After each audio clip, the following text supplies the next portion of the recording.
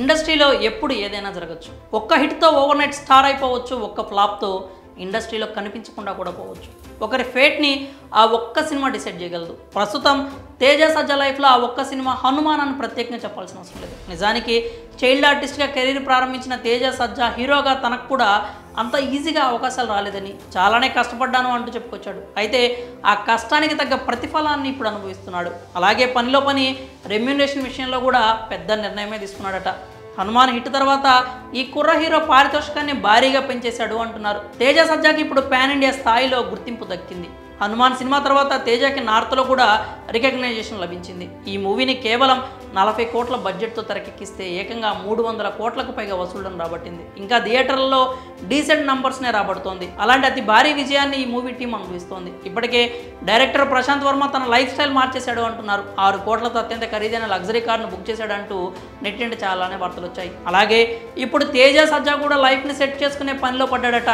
దీపం ఉండగానే ఇల్లు చక్కదిద్దుకోవాలి అనే సామెత అందరికీ తెలిసే ఉంటుంది. ఇప్పుడు ఈ కుర్ర హీరో కూడా అదే పని చేస్తున్నాడు అంటున్నారు. పారితోషికం విషయంలో కీలక నిర్ణయం తీసుకున్నాడట.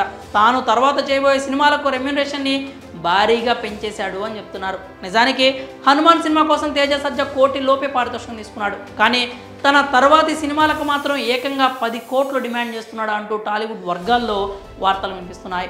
నిజానికి ఏ హీరోకి ఎంతైనా రెమ్యూనరేషన్ ఇవ్వచ్చు, కానీ దానికి కొన్ని లెక్కలుంటాయి.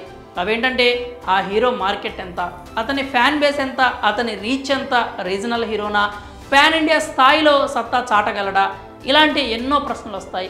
వాటిని బట్టే ఒక హీరోకి పారితోషికాన్ని ఇవ్వడానికి నిర్మాత ఇష్టపడతాడు. ఇప్పుడు ఇండస్ట్రీ రిక్వైర్మెంట్స్ని తేజ సజ్జా ఫిల్ చేసేలాగే కనిపిస్తున్నాడు. ఈ కుర్ర హీరో హనుమాన్తో పాన్ ఇండియా లెవెల్లో మంచి గుర్తింపు సాధించాడు. అలాగే మంచి మార్కెట్ని కూడా క్రియేట్ చేసుకోగలిగాడు. తేజ సజ్జా అంటే అందరికీ తెలిసేలా చేసుకున్నాడు. అతని తర్వాత సినిమాలపై హనుమాన్ హ్యూజ్ సక్సెస్ ఎంతో కొంతైనా కీ రోల్ ప్లే చేస్తుంది. కాబట్టి తేజ సజ్జా రెమ్యునరేషన్ పెంచినా కూడా మేకర్స్కి పెద్ద ఇబ్బంది ఉండదు అనే అభిప్రాయాలు వినిపిస్తున్నాయి. అయితే అతను ఎంచుకునే కథలు, వాటికి వచ్చే రెస్పాన్స్ని బట్టి అతని కెరీర్ ఆధారపడి ఉంటుంది అంటూ కొందరు కామెంట్స్ ఇస్తున్నారు. మరి హనుమాన్ సినిమా తర్వాత తేజ సజ్జా రెమ్యునరేషన్ భారీగా పెంచేశాడు అంటూ వస్తున్న వార్తలపై మీరేమనుకుంటున్నారో మీ అభిప్రాయాలను కామెంట్స్ రూపంలో తెలియజేయండి.